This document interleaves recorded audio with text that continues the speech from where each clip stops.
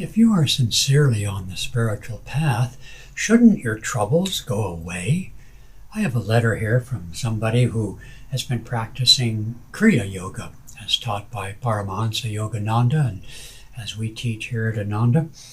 And he writes, it burns up karma every time we meditate, we're told. But doesn't it also churn up past karma too?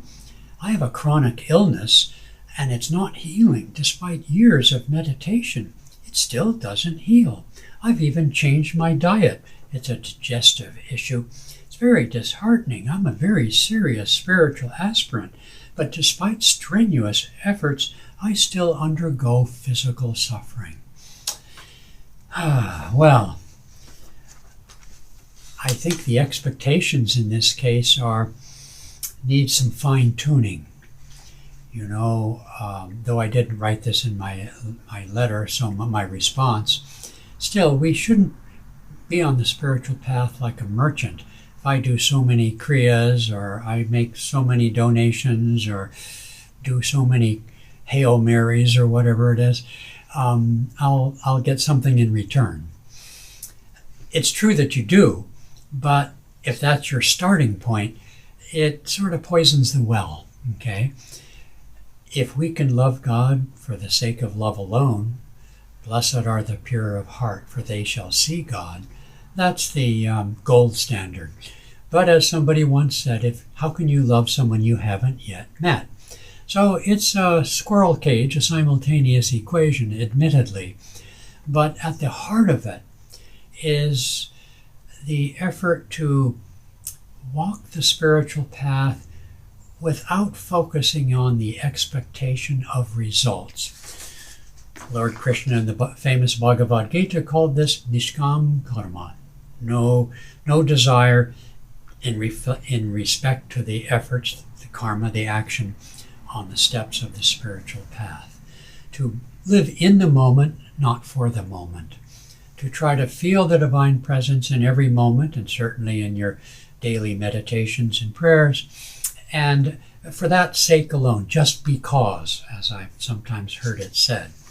So it's very natural. In fact, some people even expect others on the spiritual path who seem like they're more highly advanced than themselves to not have illness or any troubles of any kind, not even any flaws.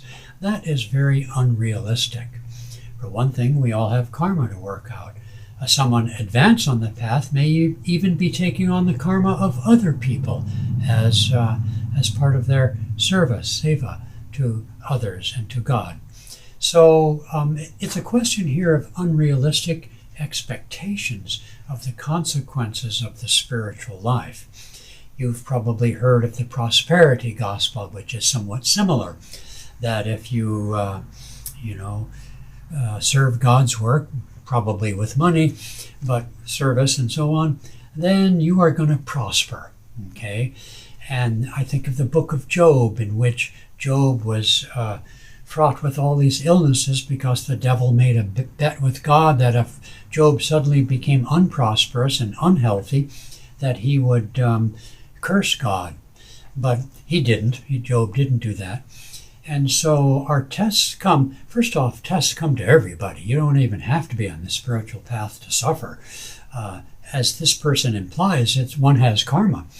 And so it's a question of dealing with these troubles with faith in the goodness of God, faith in the lessons we have to learn, and ultimately the gold standard is to walk through life through troubles and success with such a focus on the divine presence that you barely take notice of the pain, your attention being above. Now that isn't easy to do, but we at least benefit by knowing where this path leads and what are some of the benchmarks on the path.